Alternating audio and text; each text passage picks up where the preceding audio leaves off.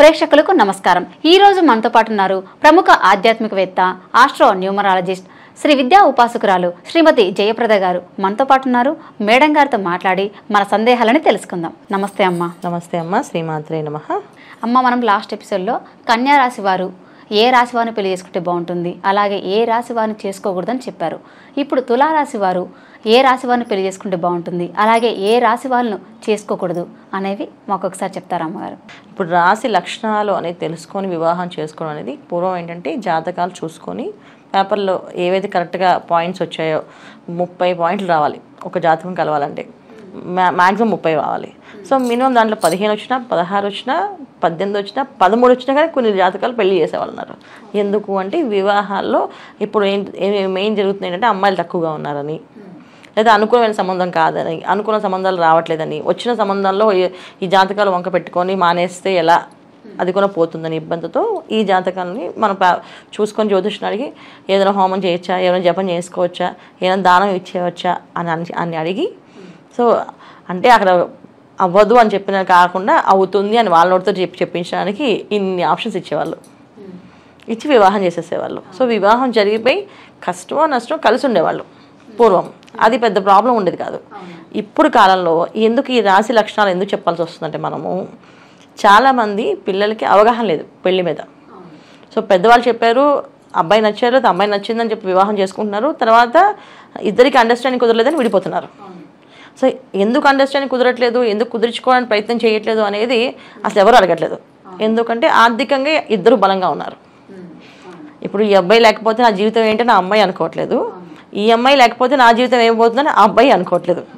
So ఈ ఆర్థికంగా ఎప్పుడైతే బలంగా వీళ్ళు తయారయ్యారో అప్పటి నుంచి ఈ వివాహాలు అనేది ఒక ఈవెంట్ అయిపోయింది తప్ప అది ఒక సంబంధ బాంధవ్యాలు, ఒక బంధం ఒకసారి ముడిపడితే అది మన జన్మలో రాసి పెట్టింది, కష్టమో నష్టమో మన తలరాత బట్టి వచ్చింది ఇది అని అనుకోవడం వల్ల ఎవ్వరూ లేరు. సో అందుకని చాలామంది డివోర్స్ తీసుకొని పట్టించుకోవట్లేదు. సో తల్లిదండ్రులకి బాధ, విడిపోయిన వీళ్ళకి బాధే. రాశి లక్షణాలు చెప్తున్నాం ఎందుకంటే మినిమం మనం మ్యాక్సిమం ఏంటంటే ఎవరికైనా అండర్స్టాండింగ్ కుదరడానికి కొన్ని రాశి లక్షణాలు కలుస్తాయి. కష్టం నష్టం కలిసి ఉంటారు. కొన్ని రాశులు అసలు కలిసి ఉండరు, వాళ్ళు చాలా ఇబ్బంది పడతారు, చాలా గొడవలు పడతారు, విడిపోతుంటారు. సో మనం జరగడమే వివాహం చాలా ఆలస్యం జరిగినప్పుడు, సో ఏ రాశి చేసుకోవాలో కరెక్ట్గా చూస్ చేసుకునేటప్పుడు జరిగింది ఆ వివాహం 40 ఏళ్ళకి అయిన వెంటనే ఆ అమ్మాయికి అబ్బాయికి అండర్స్టాండింగ్ కుదరలేక డివోర్స్ తీసుకున్నారు. మళ్ళీ ఇంకో వివాహం చేసుకుంటే ఇంకెన్నేళ్ళు పడుతుంది, చాలా ఏళ్ళు పడుతుంది కదా. అందుకని ఇప్పుడు ఈ రాశి లక్షణాలు మనం చెప్తున్నాం. సో తులారాశిలో సంబంధించిన పుట్టిన వాళ్ళు ఎవరైనా సరే ఏంటంటే శుక్రుడు ఒక కారకత్వంతో ఉంటారు. సో వీళ్ళ కారకత్వం ఎలా ఉంటుందంటే ఏ విషయాన్నైనా చక్కగా పాజిటివ్గా తీసేసుకుంటారు. అది నెగిటివ్గా కనిపించినా వీళ్ళు పాజిటివ్ ఎదుగుతారు. చాలామంది చూడండి, మాకు సమస్య కనిపిస్తుంటే నీకెందుకు పాజిటివ్ కనిపిస్తుంది అని అంటాం. ఎందుకంటే వీళ్ళ లక్షణం ఏంటంటే ఎదుటి వాళ్ళు నమ్మడము, సో చెప్పింది వినడము, ఇది కరెక్టేనేమో అనిపించడం, అంతమంది చెప్తున్నారంటే కరెక్టే ఉండొచ్చు అనే లక్షణం ఎక్కువగా ఉండడం, తర్వాత మోసపోవడానికి ఎక్కువగా సిద్ధంగా ఉండడం. అంటే ఏంటంటే ప్రతిదీ నమ్మేమనుకో ఖచ్చితంగా ఏదో ఒక చోట మోసం జరుగుతుంది కదా.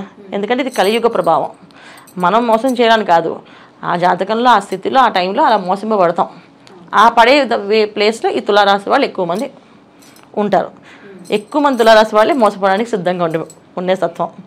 సో ఏ విషయమైనా, ఎందుకంటే వీళ్ళు కొంచెం బోళతత్వం ఉంటుంది, ఏ విషయాన్నైనా ఈజీగా తీసుకుంటారు.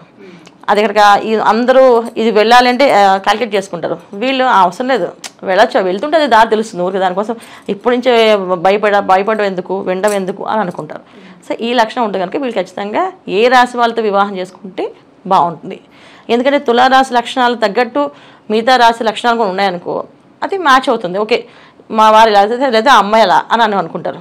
లేదా ఆపోజిట్ పర్సన్ వచ్చారు అనుకో, చాలా స్ట్రిక్ట్గా ఉండేవాళ్ళు వచ్చారు అనుకో, ఏం లెక్కలు లేకుండా అన్నిటి పాజిటివ్ తీసుకునే వాళ్ళు, వీళ్ళు అన్నిటికీ నెగిటివ్ తీసుకుంటారు. కొన్ని రాసుల వాళ్ళు మంచి జరిగినా సరే అది నెగిటివ్గా ఆలోచిస్తారు, వాళ్ళు పాజిటివ్ ఆలోచించారు. సో ఇలాంటి వాళ్ళకి తులారాశి వాళ్ళకి పెళ్లి చేస్తాం అనుకో, అప్పుడు ఏమవుతుంది, వీళ్ళు ఫుల్ పాజిటివ్, వీళ్ళు ఫుల్ నెగిటివ్. కలుస్తాయా? కలవు. అలాగా కొన్ని రాసులు ఖచ్చితంగా కలవు, కొన్ని రాసులు కలుస్తాయి, కొన్ని రాసులు బాగా కలుస్తాయి. సో మధ్యస్థంగా ఉంటాయి, పూర్తి పరిపూర్ణంగా ఉంటాయి, కొన్ని అసంతృప్తి అన్నమాట. మొత్తం ఇంకా వివాహం అనేది వాళ్ళకి ఇంకా కర్మ కొద్ది జరిగిందని అనుకోవచ్చు, అలా జరుగుతుంది అన్నమాట. సో ఇలాంటి జరిగే విషయాల్లో తులారాశి వాళ్ళకి ఏ రాశి వాళ్ళని వివాహం చేసుకోవాలి, సో ఏ రాశి వాళ్ళు వీళ్ళు మ్యాచ్ అవుతారు. తులారాశి వాళ్ళు ఎవరైతే అంటే ఎలా అంటే తులా లగ్నం అంటే జాతకంలో టైమ్ ఆఫ్ బర్త్ తెలిసిన వాళ్ళు ఉంటే తులా లగ్నం వాళ్ళు, తులా రాశి వాళ్ళు.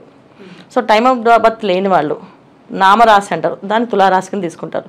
సో తులారాశి వచ్చిందనుకో వాళ్ళకి, తులారాశి వాళ్ళు తీసుకోవాల్సిన జాగ్రత్తలు ఇవి. తులా లగ్నమైనా తులారాశి అయినా తీసుకోవాల్సిన జాగ్రత్తలు ఏంటంటే వీళ్ళు ఎట్టి పరిస్థితుల్లో కన్యా రాశి వాళ్ళని, కన్యా లగ్నం వాళ్ళని వివాహం చేసుకోకూడదు. వృశ్చిక రాశి వాళ్ళని, వృశ్చిక లగ్నం వాళ్ళని చేసుకోకూడదు.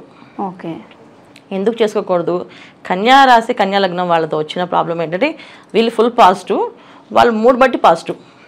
ఓకే, టోటల్గా నెగిటివ్ ఉంటారు. ఒకసారి నచ్చితే ఫుల్గా నమ్మేసి మనుషులు నెత్తిమీద పెట్టుకుంటారు, నచ్చకపోతే తీసి కింద పడేసి పాతాలను పడేస్తారు. ఓకే. సో ఒకసారి మాకు నచ్చలేదు అంటే అది ఇంకా ఎన్నిసార్లు శత్రుత్వంగా పెరుగుతుంది తప్ప అది మిత్రుత్వంగా తీసుకోరు వాళ్ళు, మిత్రుడుగా భావించరు వాళ్ళు. అంతే, అది నెగిటివ్ అనేది నెగిటివ్ అనిపిస్తుంది వాళ్ళకి. ఎప్పుడు ఎలా అనిపిస్తుందో ఈ తులారాశి వాళ్ళకి అన్నిట్లో పాజిటివ్, వాళ్ళకి కొంచెం ఉంటే కొంచెం ఉండదు. అంటే కొంచెంసేపు పాజిటివ్ ఉంటే కొంచెం నెగిటివ్ అయిపోతారు. నలుగురితో కొంచెం సరదాగా మాట్లాడేటప్పుడు నవ్వుతూ జోకులు వేస్తుంటే వింటారు. సడన్గా ఒక జోక్ నచ్చలేదు వాళ్ళకి, అది వాళ్ళని ఇబ్బంది పెట్టింది, సీరియస్గా లేచి అక్కడి నుంచి వెళ్ళిపోతారు. ఓకే. సో అప్పుడు ఆ ఉన్న వాతావరణం అంతా ఏమైపోతుంది, నెగిటివ్గా మారిపోతుంది, సిచ్యువేషన్ ఏర్పడుతుంది. సో అలాంటి లక్షణాలు కన్యారాశి. సో అలాంటి వాళ్ళు తులారాశి వాళ్ళకి వివాహం ఇస్తే కష్టం అవుతుంది. సో తులారాశి వాళ్ళు అంటే 24 hours జోయిల్గా నవ్వుకుంటూ ఉంటారు. వీళ్ళకి ఒకవేళ బాధ అనిపించినా బయటపడరు. ఆ జోకుల్లో వీళ్ళకి బాధ అనిపించింది కానీ వీళ్ళు లేచి వెళ్ళిపోవడం కానీ అక్కడి నుంచి ఆ అట్మాస్ఫియర్ పాడు చేయడం కానీ వాళ్ళకి ఇష్టం ఉండదు. మనసులో అనుకుంటుంటారు అదే నన్ను ఇలా అనేసారు ఏంటి వీళ్ళు అని చెప్పేసి. కానీ కన్యారాశి వాళ్ళు లేచి వెంటనే వెళ్ళిపోతారు. ఓకే. ఇక వృశ్చిక రాశి వాళ్ళు చేసుకున్నారు అనుకో, వీళ్ళు ఆల్ టైం ఒకే పద్ధతి, మిలిటరీ రూల్స్. ఎప్పుడు ఇలా నవ్వాలి, ఈ టైంకి నవ్వాలి, ఈ టైంకి పడుకోవాలి, ఈ టైంకి తినాలి. ఓకే. సో కంప్లీట్గా పాజిటివ్ ఉండరు, కంప్లీట్గా నెగిటివ్ ఉండరు. వాళ్ళకి అన్ని టైం టేబుల్ ప్రకారం వెళ్ళాలి. సో వాళ్ళ అనుకూలంగానే జరగాలి. సో మనం చెప్పినట్టు మనం విన్నట్టు కొంచెం సర్దుకుపోవడం అనేది ఉండదు. మాకు ఇదే నచ్చుతుంది వాళ్ళదే. సో వృశ్చిక రాశి వాళ్ళకి ఎప్పుడైనా సరే తులారాశి వాళ్ళకి పడదు. ఎందుకు పడదు అంటే ఇదే రీజన్స్. ఓకే. సో అందుకని చేసుకోకూడదు. చేసుకోవడం వల్ల ఇలాంటి విషయాలు వీళ్ళు ఇబ్బంది పడతారు. ఇంకే రాశి పడదు మళ్ళీ వీళ్ళకి, ధనస్సు పడదు. సో ధనస్సు రాశి వాళ్ళు కొంచెం క్యాల్కులేటెడ్గా ఉంటారు ప్రతి విషయాన్ని. ఏం చేస్తున్నావు, ఎందుకు ఖర్చు పెడుతున్నావు, దేనికి ఖర్చు పెడుతున్నావు, ప్రతిదీ క్యాల్కులేటర్ కావాలి వాళ్ళకి, క్యాల్కులేషన్ కావాలి. ఒక ఈక్వేషన్ క్యాల్కులేషన్ లేకుండా పని చేసుకొని వెళ్ళడం అనేది వాళ్ళకి ఇష్టం ఉండదు. ఇప్పుడు బయటికి వెళ్తున్నాం, షాపింగ్ చేస్తున్నాం, ఎంత కావాలి, ఎంత డబ్బు కావాలి, ఆ డబ్బులోనే చేసుకొని రావాలి. అంతేగాని నాకు అది నచ్చింది తీసుకున్నా, ఇది ఎవరో వచ్చారు వాళ్ళకి ఇచ్చేసాం అని చెప్తే నచ్చదు. ఇక్కడే అండర్స్టాండింగ్ ప్రాబ్లం. ఒకళ్ళు తులారాశి అమ్మాయి ధనుసు రాశి అబ్బాయిని పెళ్లి చేసుకుంది అనుకో, ఆ అబ్బాయిని చూస్తే శారీస్టు పీనాసి మా వారు చాలా ఇది అని చెప్తూ ఉంటారు. అలా అబ్బాయిని అనుకో, అమ్మాయి అనుకో, మా వారికి డబ్బులు ఎక్కడ ఖర్చు పెడతారు, ఇది మొత్తం వేస్ట్ చేసుకొచ్చేస్తారు అని అని చెప్తారు. ఓకే. సో ఇక్కడ ఇద్దరు అండర్స్టాండింగ్స్ ప్రాబ్లం వస్తుంది, అందుకని చేసుకోకూడదు. మళ్ళీ ఇక్కడ వచ్చేసి కన్యారాశి, తర్వాత మళ్ళీ సింహరాశి. సింహరాశి వాళ్ళు పూర్తిగా ఆపోజిట్ అనమాట తులారాశి వాళ్ళకి.